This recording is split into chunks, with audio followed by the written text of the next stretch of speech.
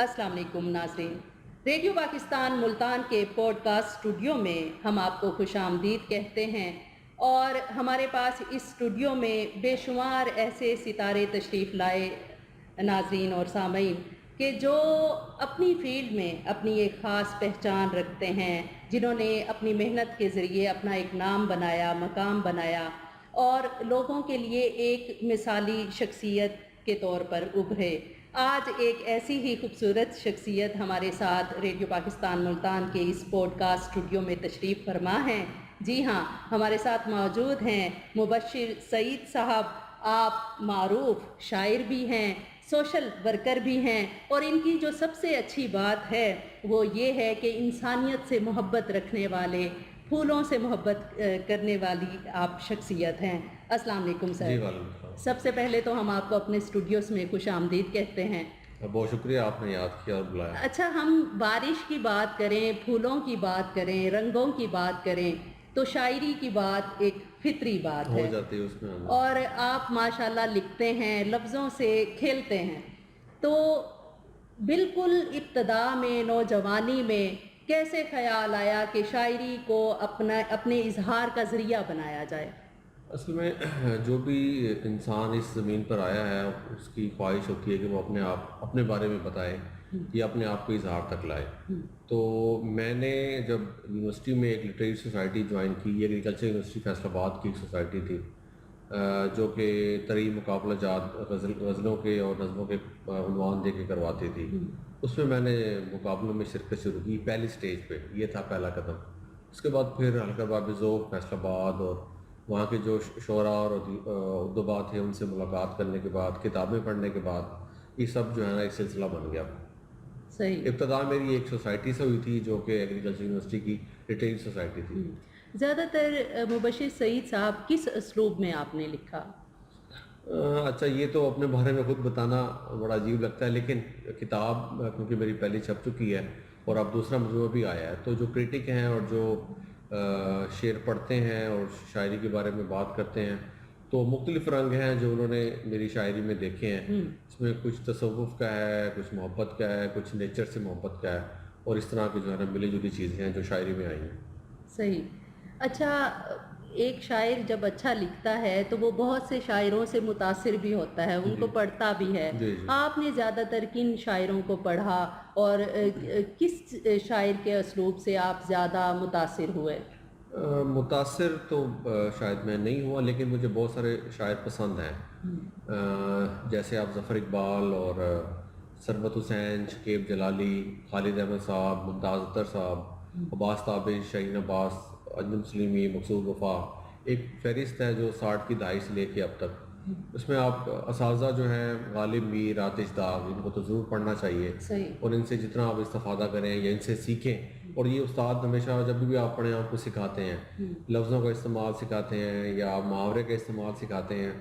انہوں نے جن باور میں شعر کہے ہیں ان کو آپ پڑھیں تو الگ الگ تجربات وہاں سے آپ کو سیکھنے کو ملتے ہیں۔ تو یہ ہے سارا معاملہ۔ اچھا، شاعری کرتے ہوئے کن کن بنیادی باتوں کا آپ خیال رکھتے ہیں؟ غزل جب آپ کہہ رہے ہو تو بنیادی بات تو اس میں اوزان ہے سب سے پہلے، کہ یا شعر جو آپ کہہ رہے ہو تو شعر کی پہلی بات یہ ہے کہ اس کو وزن میں ہونا چاہیے۔ اس کے بعد آپ کی لفظیات ہیں، آپ کا خیال ہے، یا آپ جسے ڈکشن یا اسلوب کہتے ہیں، لیکن وہ ڈکشن اسلوب کافی عرصے بعد آپ کو ایک محنت کرنے کے بعد ایک پورا جیسے کہتے ہیں کشت کاٹنے کے بعد ہی کسی شاعر کا الگ سے من پاتا ہے۔ لیکن اوزان میں شعر کہنے کے چاہیے، آپ لفظیات اچھے استعمال کریں اور آپ کا جو تھاٹ پروسیس ہے وہ کوشش کریں کہ شعر میں مکمل آ جائے۔ اچھا، میں چاہوں گی کہ ہمارے دیکھنے والوں کے لیے، سننے والوں کے لیے آپ اپنی شاعری بھی آج کے اس انٹرویو میں شامل پروگرام کریں تو ہمیں خوشی ہوگی۔ جی، میں دوسری کتاب خواب سرا کے بھید میں سے ایک غزل پیش کر دیتا ہوں۔ جی۔ ہم اگر تیرے خد و خال بنانے لگ جائیں، صرف آنکھوں پہ کئی ایک زمانے لگ جائیں، تو اگر ایک جھلک اپنی دکھا دے ان کو، تو اگر ایک جھلک اپنی دکھا دے ان کو، سب مصور تیری تصویر بنانے لگ جائیں۔ میں اگر پھول کی پتی پہ تیرا نام لکھوں، میں اگر پھول کی پتی پہ تیرا نام لکھوں، تتلیاں اڑ کے تیرے نام پہ آنے لگ جائیں۔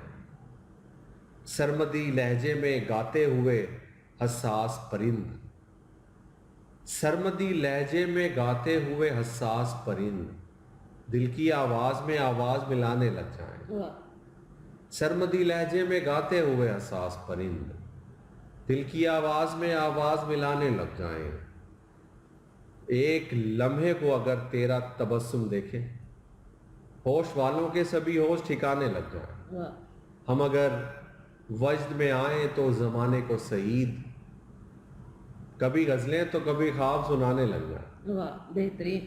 اچھا مبشر سعید صاحب، ایک وقت تھا کہ ہم دیکھتے تھے کہ ملتان میں مختلف ادبی تنظیمیں بہت زیادہ ایکٹیو تھیں اور اب بھی ہیں ماشاءاللہ، تو آپ کو بھی اتفاق ہوا مشاعروں میں جانے کا، مختلف ادبی تنظیموں میں جانے کا اتفاق ہوتا ہے آپ کو؟ جی، ملتان میں کافی سارے ادبی تنظیمیں ہیں جو تنقیدی اجلاس بھی کروا رہی ہیں اور پھر الگ الگ طرح کے پروگرام جن میں مذاکرے، مباحث یا مشاعرے، تو ان میں گائے بگائے جب مجھے بلایا جائے میں ضرور جاتا ہوں۔ مبشر سعید صاحب، بہت سے ہمارے نئے جو نوجوان ہیں وہ بھی شاعری کی طرف آتے ہیں، اور یہ ایک میں سمجھتی ہوں معاشرے کے لیے یہ ایک بڑی پازیٹیو بات ہے کہ آج کے بچے لکھنے پڑھنے کی طرف آئیں، کتابوں کی طرف بہت آئیں، یا ضروری پھر ہے، شاعری، بہت کیونکہ ضروری ہے۔ شاعری امن کو فروغ دینے کا بھی ایک ذریعہ ہے۔ موسیقی کی اگر ہم بات کریں، موسیقی بھی امن کو فروغ جی، دینے کا ایک ذریعہ ہے، بالکل۔ اور ایک ادیب، ایک شاعر معاشرے کی جو ایک اصل تصویر ہے جی، وہ معاشرے کا عکاس ہوتا ہے، معاشرے کی اصل تصویر کو سامنے لاتا ہے۔ نئے لکھنے والوں کو آپ کیا ٹپس دیں گے کہ جب وہ لکھنے کی طرف آئیں تو وہ کن کن بنیادی رموز کا خیال رکھیں؟ پہلی بات جو آپ نے کی کہ جو لوگ لٹریچر سے یا فنون لطیفہ کی کسی بھی شکل سے، جیسے music, art, drama, calligraphy, painting, کسی سے بھی جڑے ہوئے ہیں، جی، وہ معاشرے کے باقی لوگوں سے مختلف ہوتے ہیں۔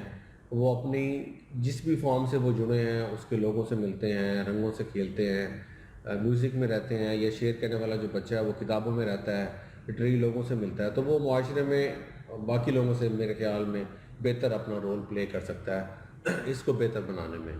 دوسرا، جو نئے لوگ ہیں، ہمیں جیسے اساتذہ نے یا ہمارے بڑوں نے بتایا تھا کہ آپ زیادہ سے زیادہ جو ہے وہ کتاب پڑھیں یا زیادہ سے زیادہ شاعری پڑھیں، اس کے بعد جو آپ کے سینئرز ہیں ان سے شاعری پہ اور لٹریچر پہ گفتگو کریں۔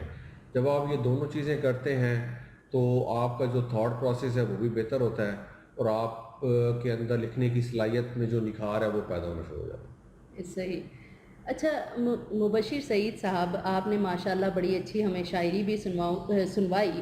میں چاہوں گی کہ آپ اپنی جو نئی آنے والی کتاب ہے اس میں سے بھی کچھ شعر ہمارے سننے والوں کے لیے، دیکھنے والوں کے لیے شامل پروگرام کریں تو ہمیں خوشی جی ہوگی۔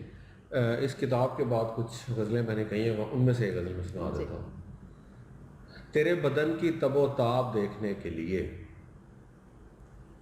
تیرے بدن کی تب و تاب دیکھنے کے لیے، نگاہ عشق تو ہے خواب دیکھنے کے لیے، دل و دماغ کو باہم بدلتا رہتا ہوں، دل و دماغ کو باہم بدلتا رہتا ہوں، واہ، تمہارے ہجر کے اسباب دیکھنے کے لیے، واہ، نہیں نہیں میں کبھی بھی نہیں مچلتا ہوں، نہیں نہیں میں کبھی بھی نہیں مچلتا ہوں، پرائی جھیل کا مہتاب دیکھنے کے لیے، تمام رات تمام رات میری نیند جاگنے والے، تمام رات میری نیند جاگنے والے، میں سو گیا تھا تیرے خواب دیکھنے کے لیے۔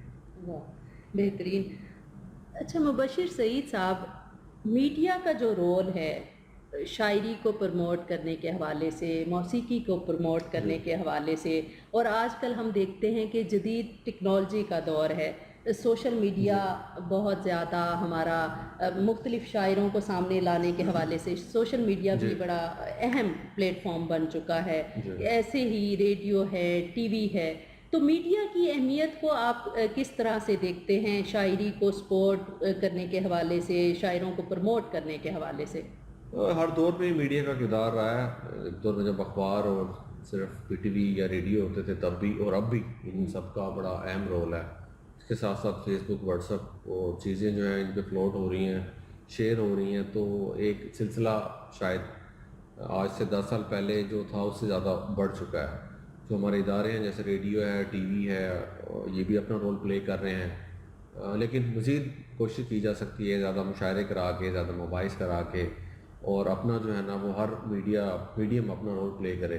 لیکن اس میں ایک اور چیز جو سوشل میڈیا کے آنے سے ہوئی ہے وہ یہ کہ آپ کو ہر طرف سے الگ الگ آوازیں جو ہیں وہ آنا شروع ہو گئی ہیں، وہ بے ہنگم سے بھی ہیں کہیں، جس کی وجہ سے آپ دیکھتے ہیں کہ جو پیورٹی ہے وہ شاید ایک چھلنی نہیں ہوتی سامنے. جیسے ہم نے جب شاعری شروع کی تو جو ہمارے سینئرز تھے ہم ان کے ساتھ بیٹھتے تھے، شاعری پہ گفتگو کرتے تھے، تو ایک ٹائم کے بعد جب آپ کے استاد یا سینئر سمجھتے تھے کہ اب اس بچے کے پاس جو اچھی شاعری ہے تو اب اس کو مشاعرے میں پڑھایا جائے، تو اب وہ کیونکہ واٹس ایپ اور فیس بک پہ جو ہے نا وہ جو کچھ جس کے ذہن میں آتا ہے وہ کہتا ہے، اس کے ویڈیو بنا کے شیئر کر دیتا ہے.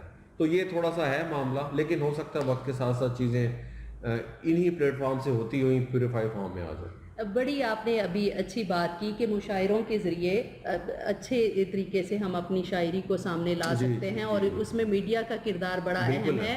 اور ہم دیکھتے ہیں کہ سوشل میڈیا ہو، ریڈیو ہو، یا پھر ہم ٹی وی کی اگر بات کریں تو اچھا لکھنے والے جو ہمارے شاعر ہیں انہیں بہت تیزی سے ایک شہرت ملتی ہے، قبولیت مل رہی ہے. بالکل ایسا. اور آج کے دور میں مشکل نہیں ہے اچھے کام کو سامنے لانا.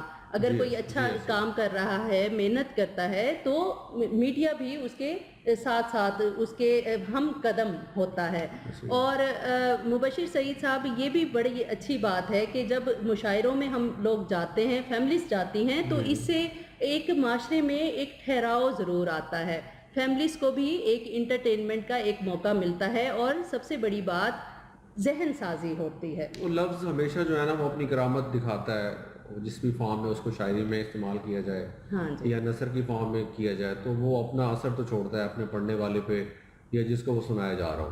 تو یقیناً مشاعرے کا ایک اچھا رول ہے. اچھی شاعری جو ہے اگر سنائی جائے اور اس کے آڈینس تک پہنچائی جائے تو ذہن سازی بھی ہوتی ہے، تربیت بھی ہوتی ہے. بے شک، بڑی خوبصورت بات کی. بہت شکریہ مبشر سعید صاحب، آپ ریڈیو پاکستان کے پوڈ کاسٹ اسٹوڈیو میں تشریف لائے اور آپ نے شاعری کے حوالے سے بات کی، اور ذہن سازی کی بات کی، آپ نے تربیت کی بات کی، اور یقیناً ایک شاعر، ایک ادیب معاشرے کا عکاس بھی ہوتا ہے. ہماری دعا ہے کہ آپ اسی طرح سے لکھتے رہیں اور معاشرتی امن کے فروغ میں لوگوں کے موڈز کو اچھا کرنے کے حوالے سے اور ان کی ذہنی تربیت سازی کے حوالے سے آپ کام کرتے رہیں. آپ ہمارے نوجوان نمائندہ شاعر ہیں، ہماری بہت سی دعائیں آپ کے ساتھ ہیں. بہت شکریہ، آپ ریڈیو پاکستان ملتان کے اسٹوڈیو میں تشریف لائے. نسرین فرید کو اجازت دیجیے. اللہ نگہبان.